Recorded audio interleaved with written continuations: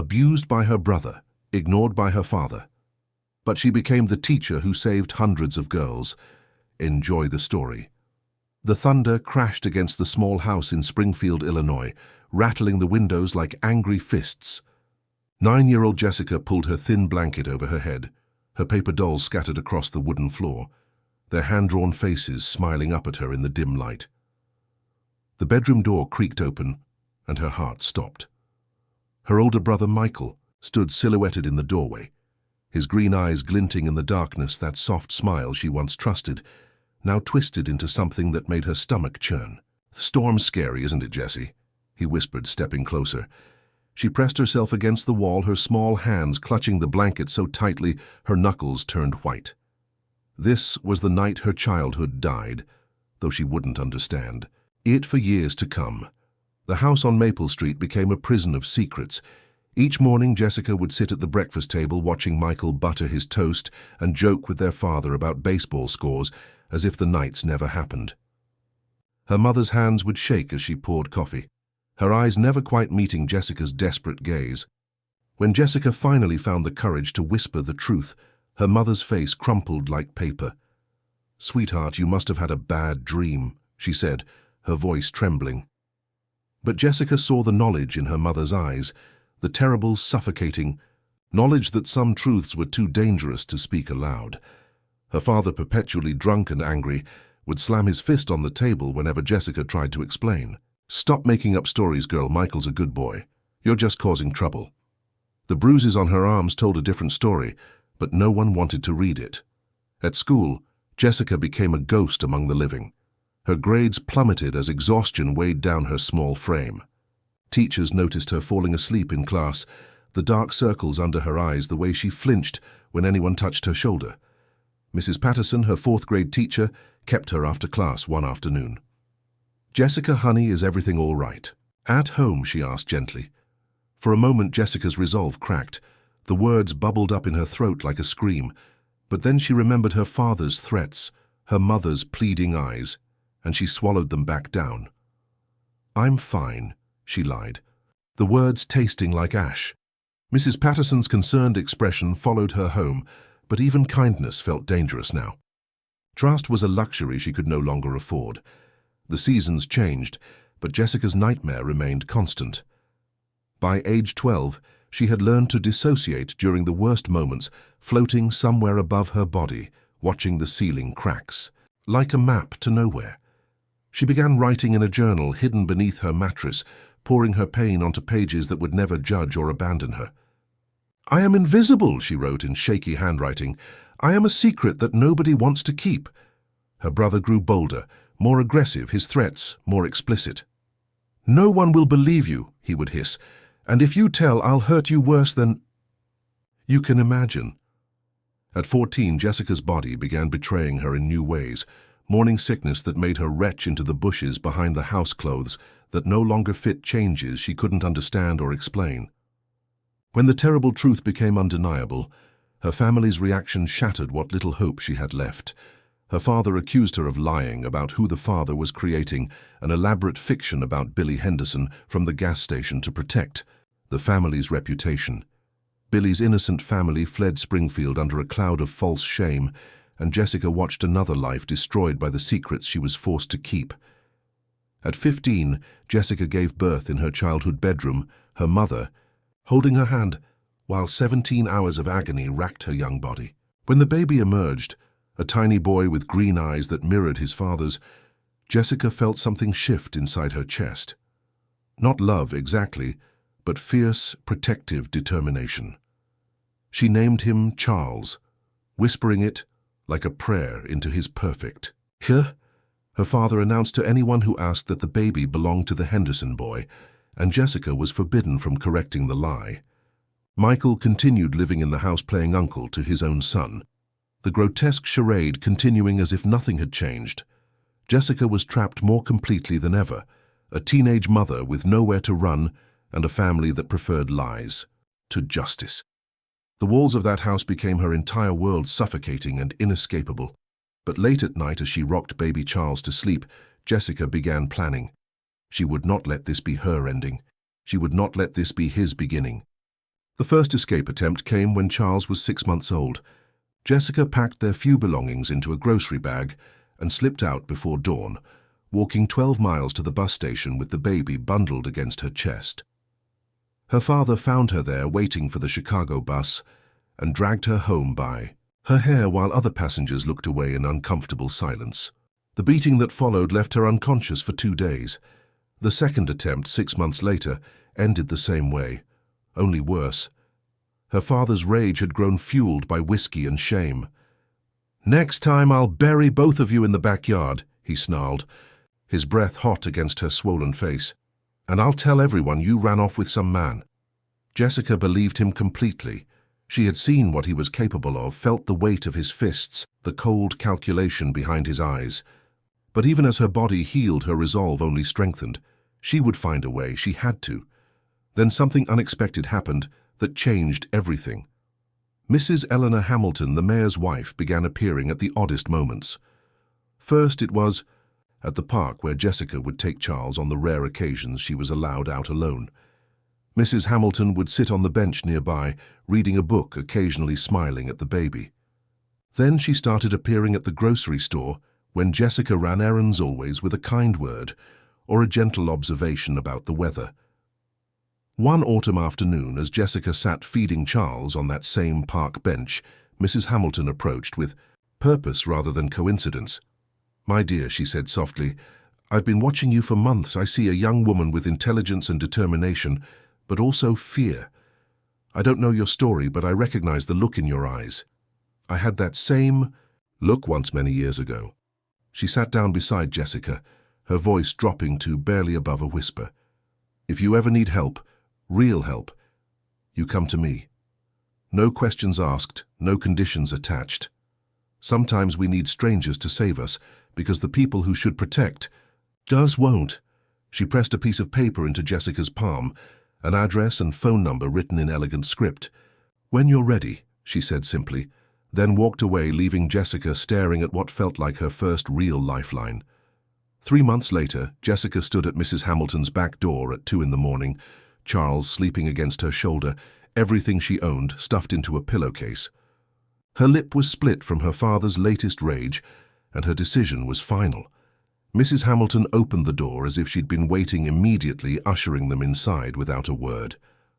Over coffee and warm bread, Jessica told her story for the first time, the whole terrible truth. Mrs. Hamilton listened without judgment, her eyes filling with tears that Jessica had never been allowed to shed. "You're going to Washington, D.C., she said finally. "I have a friend there, Martha, who runs a boarding house for working women. She'll give you a room and help you find work. You'll use the name Sarah Mitchell. I've already prepared the documents." She handed Jessica an envelope thick with cash and bus tickets. "This isn't charity, dear, this is justice. You're going to build a life worthy of that beautiful boy, and someday you're going to help other girls who are trapped like you were." Jessica's hands shook as she held the envelope, the weight of freedom both terrifying and exhilarating. For the first time in years, she dared to hope. The Greyhound bus pulled away from Springfield at dawn, carrying Jessica and Charles toward an uncertain but chosen future. Washington, D.C. was overwhelming, all noise and strangers and possibilities that both thrilled and terrified her. Martha's boarding house was a 4-story brownstone filled with women who had their own reasons for starting over. Jessica scrubbed floors and washed dishes at a nearby diner, then came home to care for Charles and study by lamplight. The other residents helped watch the baby while she worked, creating the supportive community she'd never known existed. Martha, a woman in her 60s with silver hair and laugh lines, became the mother figure Jessica had always needed. "Education is the key to everything," she would say, pressing library books into Jessica's tired hands. "Knowledge is the one thing no man can take away from you." Jessica devoured every book, every lesson, every opportunity to learn. She told Charles his father had died in a car accident, a good man who would have loved him deeply. The lie became truth through repetition, protecting her son from a reality he didn't deserve to carry. Years blended together in a rhythm of work, study, and fierce determination. Jessica earned her GED at 28, often studying with Charles asleep in her lap, whispering vocabulary words like lullabies.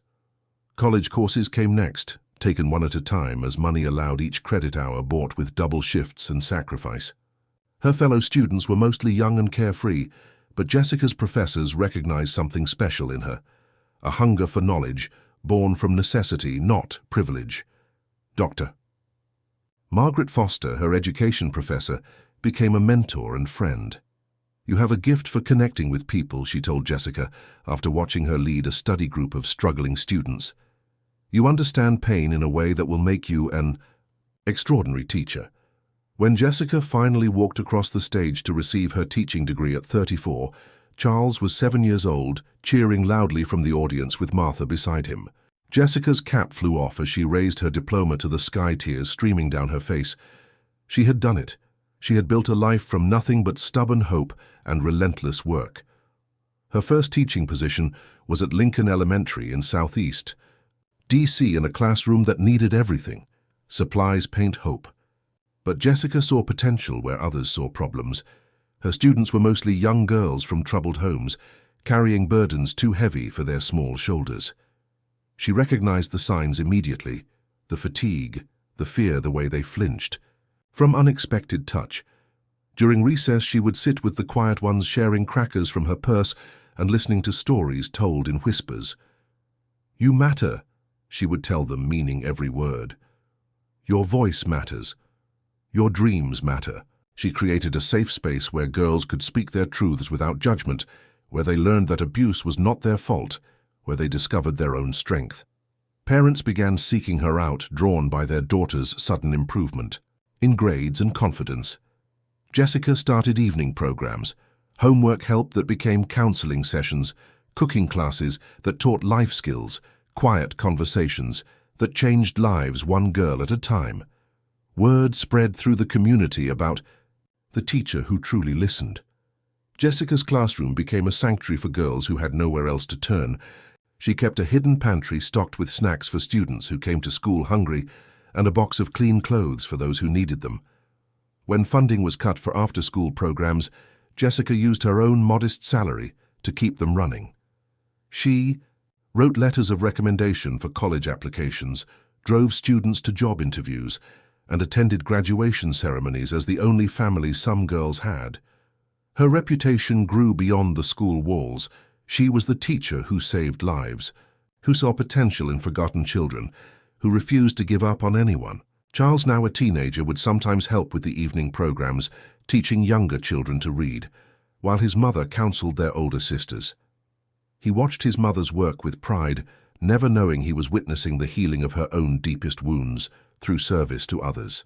By her 50th birthday, Jessica had taught over 400 students, many of whom had gone on to become teachers, nurses, social workers, and mothers who broke cycles of abuse and neglect. Her classroom walls were covered with photos of her girls' wedding, pictures, graduation announcements, baby photos with thank you notes scrawled in familiar handwriting. "You saved my life," one letter read. "You showed me I was worth saving," said another. Have you ever experienced or know someone who has experienced the transformative power of a teacher who truly believed in them? Share your answer in the comments. Charles graduated from engineering school summa cum laude and married a wonderful woman named Patricia, who adored Jessica from their first meeting. Their 3 children called her Nana Jess and couldn't imagine holidays without her homemade cookies and endless stories. Charles often told people, "My mother raised me on nothing but love and leftovers, and somehow that was everything I needed." He never questioned the story about his father, accepting it as family history. Jessica watched her grandchildren play in her small backyard, their laughter erasing decades of pain. She had built something beautiful from ashes, not just her own life, but hundreds of others. At retirement ceremonies, former students filled the auditorium, testimonies flowing like water about the teacher who changed everything. But the most powerful moment came when Maria Santos, now a successful pediatrician, stepped to the microphone. "Miss Mitchell saved me when I was 11 years old and ready to give up on everything. She didn't just teach me math and reading, she taught me that I deserved to dream." The standing ovation lasted 10 minutes, but Jessica's tears lasted much longer. She had found her purpose in the wreckage of her childhood, to ensure no other girl would suffer in silence the way she had. As Jessica approached her 70th birthday, she made a decision that surprised everyone who knew her. During a community meeting about childhood abuse prevention, she stood up slowly, her silver hair gleaming under the fluorescent lights, and began to speak. "My name is Jessica Mitchell," she said, her voice steady despite the magnitude of what she was about to reveal. "But that wasn't always my name, and I have a story to tell." She spoke for an hour about the little girl in Springfield who had been silenced by shame about the teenage mother who had been branded a liar about the woman who had channeled her pain into purpose. The room was absolutely silent, except for the sound of muffled crying. When she finished, the applause was thunderous, but more importantly, 3 young women approached her afterward, ready to tell their own stories for the first time. Jessica had given them permission to speak their truth, just as Mrs. Hamilton had given her permission to hope.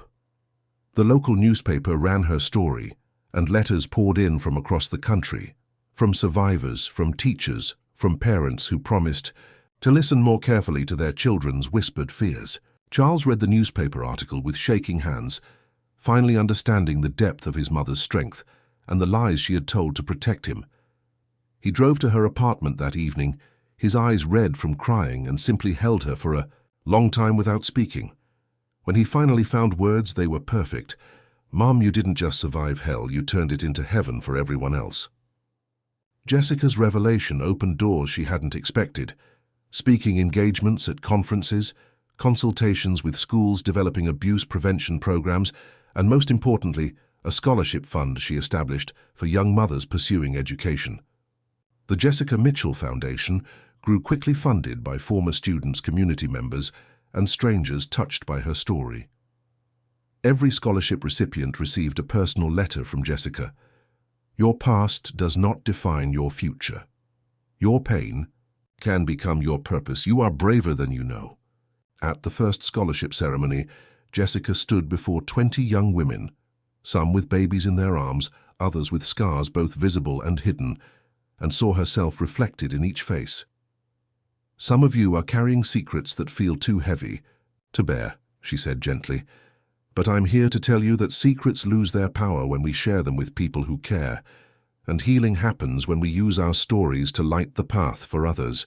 So on a warm spring evening, surrounded by 3 generations of family and 4 decades of students who had become daughters of her heart, Jessica celebrated her 75th birthday in the community center, where she had taught so many evening classes.